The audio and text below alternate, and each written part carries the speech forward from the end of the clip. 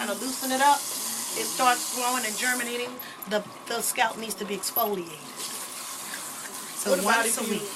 instead of like washing it once a week, but you like condition it, just put the conditioner on it and then just wash it out, which is what I do. I don't always, shampoo it. What the shampoo Because it seems like it does dries it more, is a lot of shampoo. detergent, what it does is it removes the dirt and oils and buildup. Then you go back and you put moisture back on the hair. So without that, the hair gets very hard. Sometimes it gets limp and it just hangs. So it's best just to remove with the dirt and oils and then put the moisture back. No, because along those lines, I hear quite a few people who have natural hair and have it for a long time. They don't use the shampoo. They do the co-wash with just the conditioner. Right. And they say that that's better than the shampoo. I've heard lots of people. I know several people who do that. I do that too. And what you do is it's best to use when you're getting rid of dirt. You notice how lard and fat, you put cold water and what does it do? It hardens. You need to get nice hot water or warm water that's to your liking to help remove all the dirt, because what we're doing now is we're going to start with fresh, clean hair. A lot of women will also, they'll say, well, I'm putting this on, I'm putting this, and they'll put the shea butter and they put the oil and they think, oh, I'm really doing something. Now you've overdone it. Because when you put oil on paper, what does it do? It spreads. It'll spread. So rather than do that, it's best to shampoo the hair once a week so that your scalp is clean, it's fresh, your hair is fresh, and then you proceed with your fresh style. Unless you're doing the twisties and you can go a week and a half, 2 weeks, and then take out and then start again. But then under normal circumstances, nice wash and deep condition once a month, and it'll get the hair growing healthier because the pores will just open and it'll promote more circulation. This is the ultimate treatment, actually, or the stabilizer treatment. It comes in a smaller bottle called the ultimate treatment. It has a pH of 3. Our hair's pH is acidic.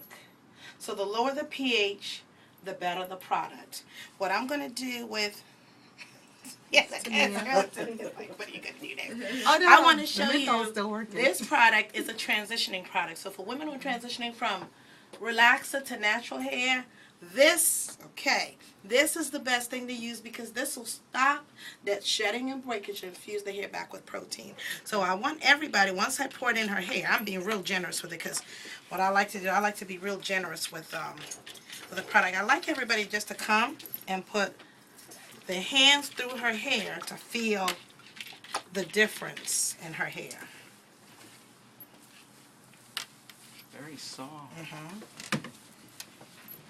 And then I've got a towel for you as well. Feel how it feels in your hands, the texture of it.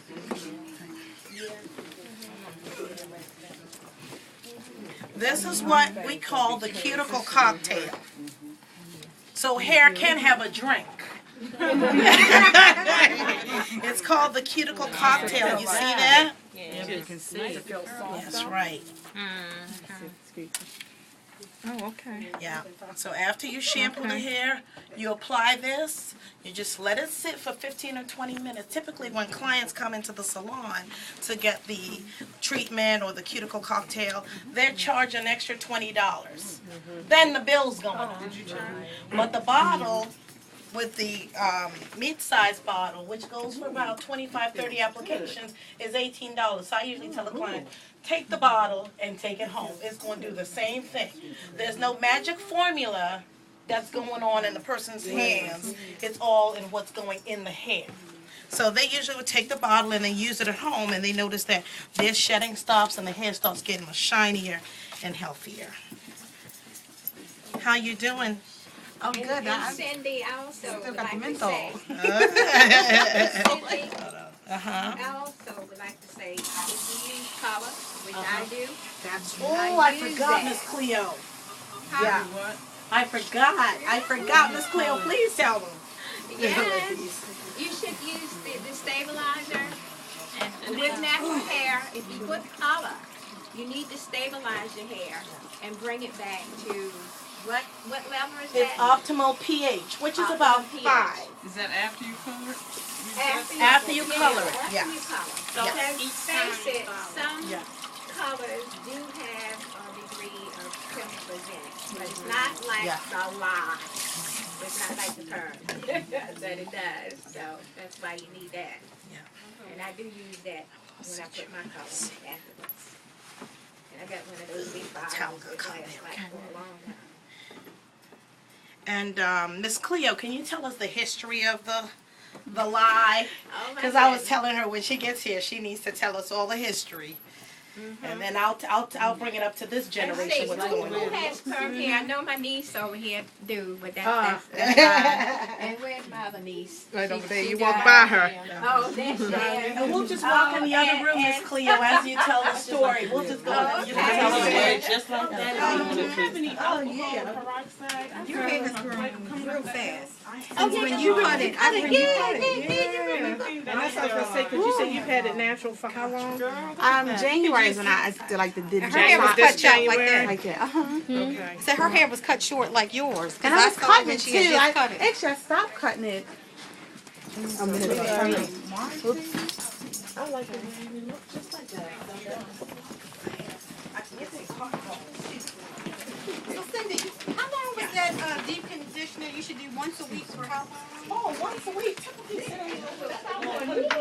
On 10 minutes. We sit the ladies on the floor 10 minutes, but at home, tell me if you go over, that's fine. Longer the better, because you're getting more moisture. Yes. So you can do it, walk around the house with just plastic cap Does it on, matter you what know. kind of deep conditioner? Or you have a, Well, because this doesn't have any alcohol, I suggest the stimulating.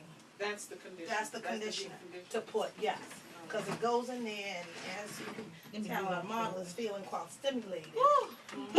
And refreshed. Okay. So everybody want to hear the history about our perms. Okay. I grew up in the 60s. The perms came out in the 60s.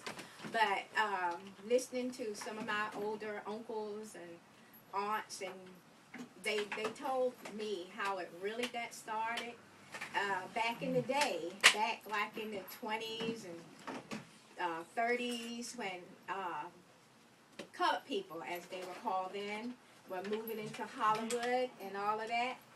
They would not let them be in movies, or if you were promoting music or whatever, you had to get your hair combed down. If you look at some of the older magazines, go on the internet and look at some of those older actors like Nat King Cole and further back, look how their hair. You know how they got that? Because there was no products out on the market. Because perms really were started by colored people. Yeah. Yes, and this is how it got started, because I've seen my uncles do it. First of all, lye, pure lye. They would make a mixture up with flour, cooking flour. They would mix it up, and then they would cook it to a degree that was like a gel, like a jelly, and they would cook it. So what they would do would line the waters up. They'd have about three or four buckets of water, because you know you didn't have running water back in the day. So then they comb, and they would put that stuff on their hair. The leave-in detangler. And they would put that stuff on the hair. They could only keep it on for like a few seconds. It would be like hurting and burning, but they would like wash it out. And mind me, back in those days, you didn't have the conditioners, you didn't have nice shampoos. You know, they made you some shampoo or something that they made up, you know. And they would wash that lye out of their hair, and it would be slick and straight. So basically, that's how the perms came up through that method. And I forgot the man that really developed the perm, and he stated that he never meant for it to be something that women would put on their hair about, every 6 to 8 weeks. Basically, he said he meant for them to, like, use it maybe one time every 4 months or something like that. And mind me, Caucasian people can't do that. We can't. Because the way our hair grows out is tightly curled, and once we get the new growth, you know, the ends are straight, and if you try to comb it, what happens? It goes. Yeah, so basically, the perms came out in the 60s, and I remember I was so happy, you know, I said, oh my goodness, finally won't have to use the straightening comb. I wouldn't have to use it, so naturally, we didn't go to beauticians. Black women, colored people have always did their own hair. Yeah. And that's where it's returning to now. Because times are hard, we want the resources, we want the knowledge, and then we can go home and take care of our own. And if we have a special occasion, or we can't really, you know, we have like a braid or twist or something we want to updo, then we can go and take it to the salon. But I'm just going to start blow drying Tania's hair, so we can see how, you know, the hair is changing. And I'll put the leave-in in there, so it makes it so much easier. And my first perm, believe me, I was miserable. My head was burning for like a whole week.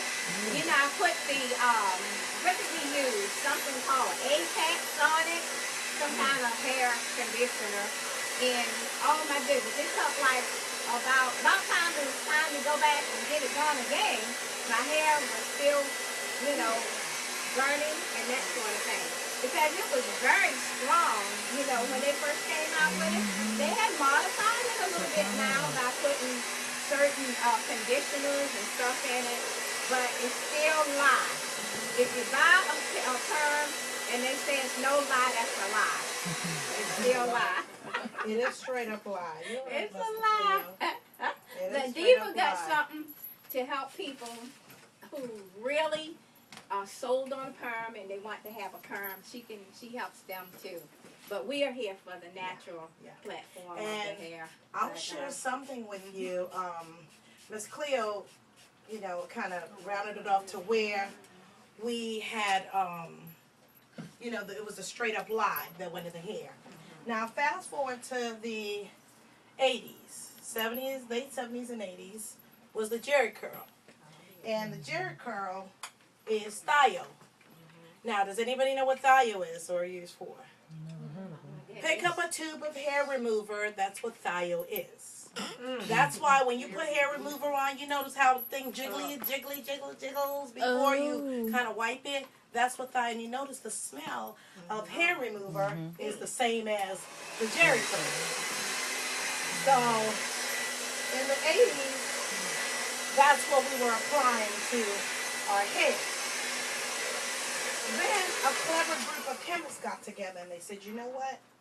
Black women are complaining about this lye burning their hair. So let's get calcium hydroxide in the picture. Because what it is it was sodium hydroxide we were using before. But calcium, when it's mixed in the mixture, doesn't burn as much. Hardly burns at all. CaOH is the chemical compound for calcium hydroxide. NaOH is sodium hydroxide. Now, OH at the end makes it a base, hydroxide, or alkali, as it's known in the lab. So the ladies were using it, and they thinking no lye means it doesn't have a lye in. That's a lie, L-I-E. Because those of us that are, you know, have research and worked in labs know that it is. So the calcium, and then what does it do to your bones and teeth?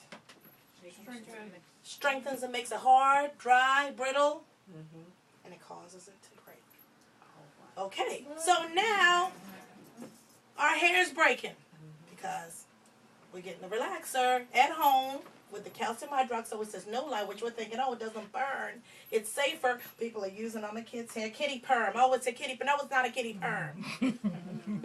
So now we've got to something which is even more lethal than the actual lye itself.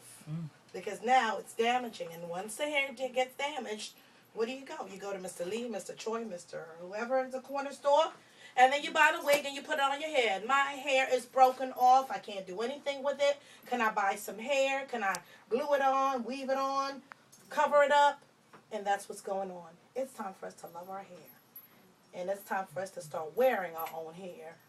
Whichever state it's in, we need to start going back to what Mother Nature gave us, our own hair, and start that process. Go And ahead. also I like to say that some of us, you know, she's from Nigeria, but our ancestors, a lot of us, our ancestors are from Africa, so we are African American, we are Native American, and we also Caucasian and friends. So some of our hair has a mixture of that. Just about all of us in here had more than one type of hair